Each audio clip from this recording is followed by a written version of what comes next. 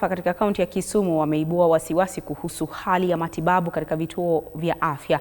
Tunaungana naye mwanahabari wetu Laban Shikokoti aliye katika hospitali ya Jaramogi jijini Kisumu kwa mengi zaidi. Shikokoti.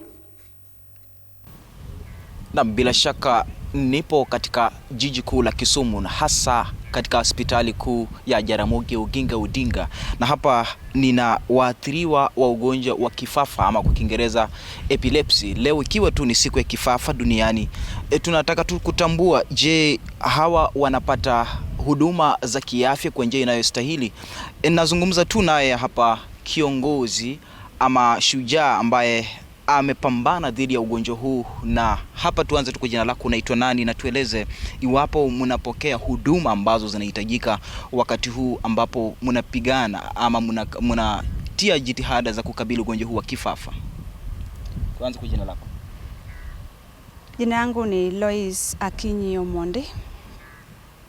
Kwa saa hii niko Jaramogi. Jaramogi niko kama ambassador wa mental health.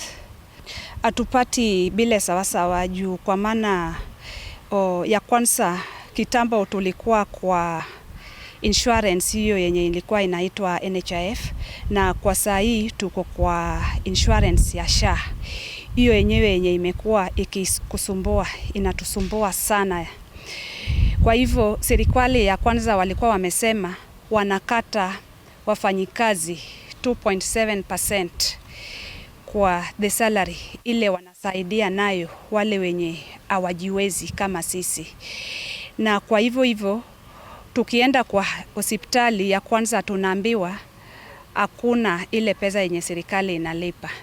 Kwanzia hiyo tunayo kwa SHA ile tumeambiwa lazima ukue referred, na hiyo pia inatuletea changamoto ile unapata wale wengine wenye wako na mental health, mental disability and mental illness, wale wenye wako na mental and behavioral.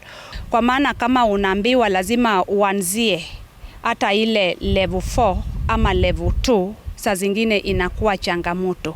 Ya pili, unapata kama hizo mahospitali yenye wanatuambia tuende, hakuna consultants, na tena hakuna ile hizo madawa zenye tunatumia, because kila mtu anatumia dawa according to the doctor instruction, na hiyo inafanya watu wetu wengi wanatumia prescription which is not valid. Sasa kwa mtazamo wako, kipi kifanywa ili muhakikishe kwamba mnapata matibabu kwa njia inayostahili, kwa hasa ikizingatiwa kwamba umezungumzia changamoto ambazo mnakumbana nazo wakati wa SHA ama kupitia bima ya afya SHA?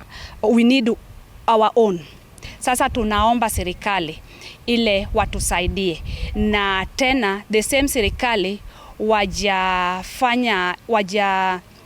they have not tightened the nuts on the Disability Act. Ile unapata ile changamoto pia yenye tunapata sana ni ile our support system. Hawa ndio wanakuwa wanatupiga, tunakosa chakula, hata manguo. Ile inafanya hiyo mental disability yenye tunayo tunakuwa more severe. The government have left it, and it is the same way our parents, caregivers, support system wametuacha, na sisi sasa tuko tu. Na kitambo ulikuwa unapata kuna watu wenye walikuwa wanaweza hata saidia sisi ya hata kununua, hata mtu anakupea hata mandazi uende ukule. But ukiangalia kwa maisha ya saa hii, maisha iko ngumu, and it's a trigger, so we are becoming more vulnerable, and we are not even able to be staying in this society. Asante sana.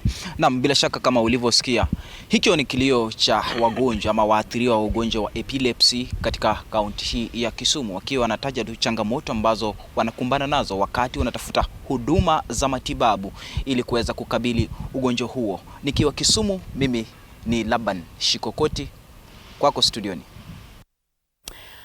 Tusonge mbele na ni kwamba leo